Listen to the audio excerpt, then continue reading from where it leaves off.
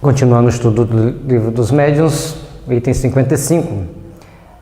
É um dito que o espírito é uma chama, uma centelha.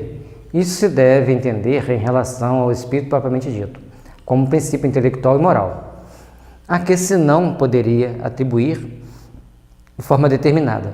Então, a identificação do espírito como o princípio moral e intelectual, isso todo mundo aceita, todo mundo entende, é um padrão estabelecido de entendimento natural que na época do Kardec, isso aí já era aquilo que todo mundo entendia.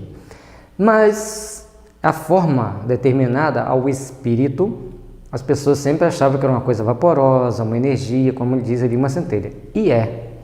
Portanto, essa centelha está envolta pelo chamado perispírito. Vamos continuar nosso estudo.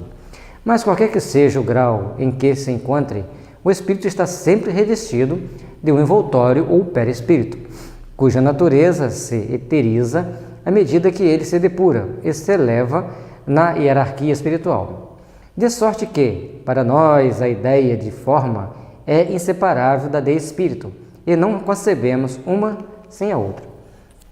Então, essa ideia, o espírito é uma centelha, tudo bem. Tem os princípios morais e intelectuais, tudo bem.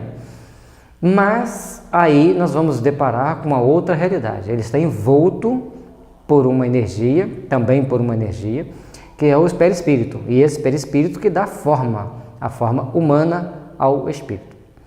Aqui nós estamos falando de espíritos humanos.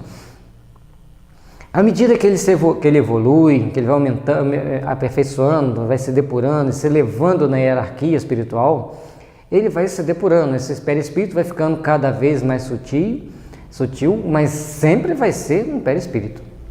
O espírito nunca vai estar desprovido dessa energia que o envolve.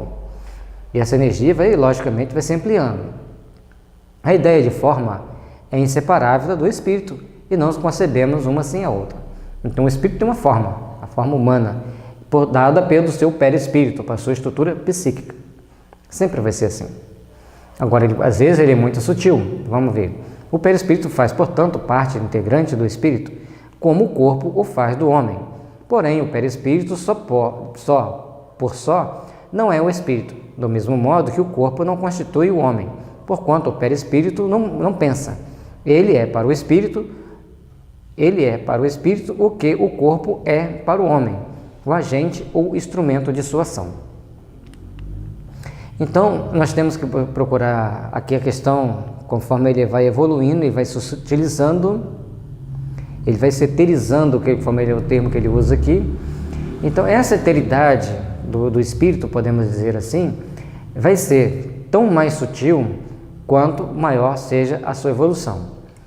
Em um dos livros do André Luiz, eu não me lembro agora precisamente qual, um espírito superior vai vir trazer uma mensagem para um grupo de trabalhadores do mundo espiritual, no mundo espiritual.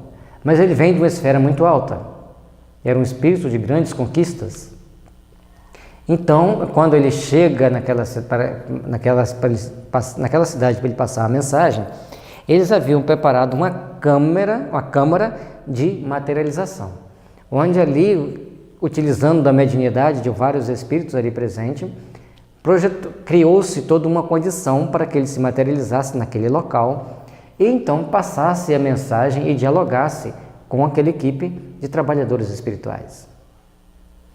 Então, tanto no mundo físico quanto no mundo espiritual, precisa-se da materialização de alguns espíritos para serem percebidos.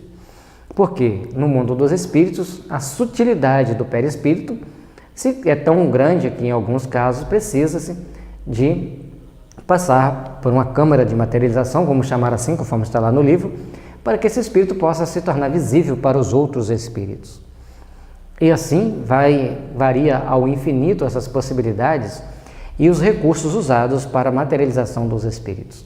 Necessário, pois, que nós procuremos entender a necessidade dos espíritos e a condição desses espíritos para o seu processo de materialização e, principalmente, nós entendermos que existem as mais variadas e infinitos níveis de evolução, níveis de percepção, níveis de conhecimento e pureza do perispírito. São infindáveis. E lembrando sempre que o perispírito é o corpo do espírito, assim como o corpo material é o instrumento de ação do espírito preso a um perispírito que está preso a um corpo físico.